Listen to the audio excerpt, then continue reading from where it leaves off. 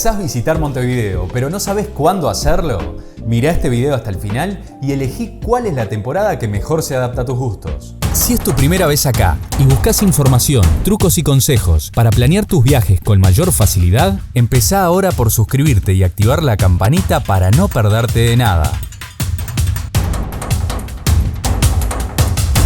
Montevideo es una ciudad con clima templado o subtropical y tiene 4 estaciones diferenciadas a lo largo del año. La temperatura promedio es de 16 grados, que en verano puede superar los 35 grados como temperatura máxima y en invierno puede bajar a los 0 grados de temperatura mínima en los días más fríos. El invierno en Uruguay comienza a fines de junio y va hasta fines de septiembre. Las temperaturas promedian los 5 grados de mínima y los 15 grados de máxima. Si en tu visita te tocan días lluviosos, vas a tener como alternativa una gran variedad de espectáculos y actividades para disfrutar bajo techo. Si viajas en el mes de julio, puede que coincidas con las vacaciones de invierno, también llamadas vacaciones de julio, cuando la propuesta de espectáculos de cine y teatro es aún más amplia, sobre todo si viajas con niños. Sin embargo, si buscas tranquilidad, quizás no debas elegir las vacaciones de julio. Si pensás estar en Montevideo la noche del 24 de agosto, podrás participar de la llamada Noche de la Nostalgia o Noche de los Recuerdos. Todos los 24 de agosto, víspera de feriado por la independencia de Uruguay, las discotecas y clubes se llenan de gente que sale a revivir la música de otras épocas. La primavera comienza a fines de septiembre y termina a fines de diciembre. Las temperaturas promedio comienzan a subir desde los 17 grados hasta pasar los 30 grados. Esta es una de las mejores épocas para viajar a Montevideo, porque aún abundan los espectáculos culturales y el clima te permitirá hacer paseos por los diferentes parques y la Rambla. No te pierdas el video que te dejo arriba y en la descripción sobre las opciones de transporte en Montevideo. También están disponibles los videos sobre las zonas más convenientes donde alojarte y los platos que no podés dejar de probar en tu visita a Montevideo. El verano comienza a fines de diciembre y termina a fines de marzo.